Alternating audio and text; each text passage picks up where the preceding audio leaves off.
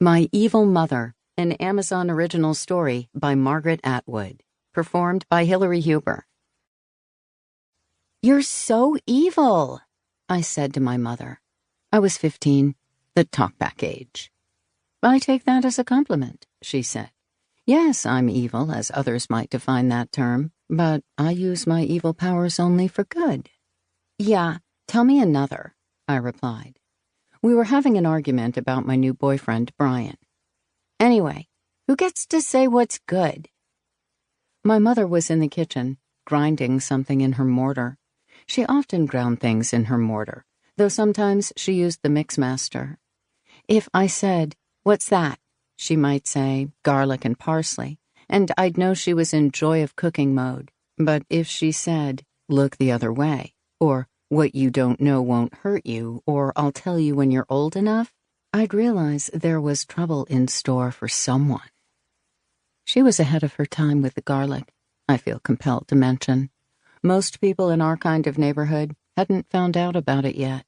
Our neighborhood was on the northern margin of Toronto, one of many cities that were rapidly expanding over farm fields and drained swamps, wreaking havoc with the vole populations and flattening burdocks as they went.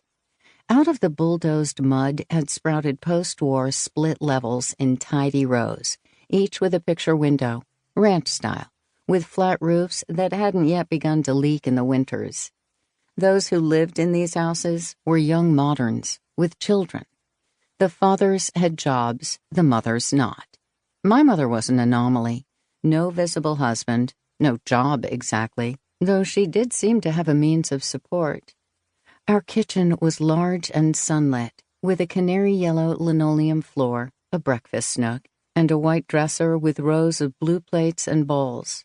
My mother had a thing for blue in tableware. She said it warded off any evil eyes intent on ruining the food. Her eyebrows were plucked into two incredulous arches, as was almost still the fashion. She was neither tall nor short, neither plump nor thin. In everything, she took care to imitate the third choice of Goldilocks, just right. That day she was wearing a flowered apron, tulips and daffodils, over a shirtwaist dress with small white and pastel green stripes and a Peter Pan collar, Cuban heels, single strand of pearls, wild, not cultured. "Worth it," she said. "Only the wild ones had souls." Protective coloration, she called her outfits. She looked like a dependable mother from a respectable neighborhood such as ours. As she worked at the kitchen counter, she might have been demonstrating a Jiffy recipe in Good Housekeeping magazine. Something with tomato aspic, this being the mid-50s when tomato aspic was a food group. She had no close friends in the vicinity. "I keep myself to myself," she'd say. But she performed the expected neighborly duties, presenting tuna noodle casseroles to the sick, taking in the mail and newspapers of those on vacations so their houses wouldn't be targeted by burglars, babysitting the occasional dog or cat, though not the occasional baby. Even when my mother offered, parents of babies hesitated. Could they have picked up on her invisible but slightly alarming aura? Invisible to others, she claimed that she herself could see it, purple, according to her. Maybe they were afraid they'd return to find their infant in a roasting pan with an apple in its mouth. My mother would never have done such a thing, however. She was evil, but not that evil. Sometimes women in distress, they were always women, would come over to our house, and she would make them a cup of something that might have been tea, sit them at the kitchen table, and listen, scanning their faces, nodding silently. Did money change hands? Is that how she made her living, at least in part? I couldn't swear to it, but I have my suspicions.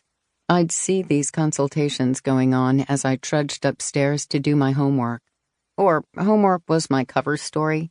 I was just as likely to be painting red nail polish on my toes or examining my mirrored face for flaws, too sallow, too zitty, too chipmunk-toothed, or applying a thick layer of deep red lipstick and admiring my pouty reflection, or whispering to Brian over the hall telephone.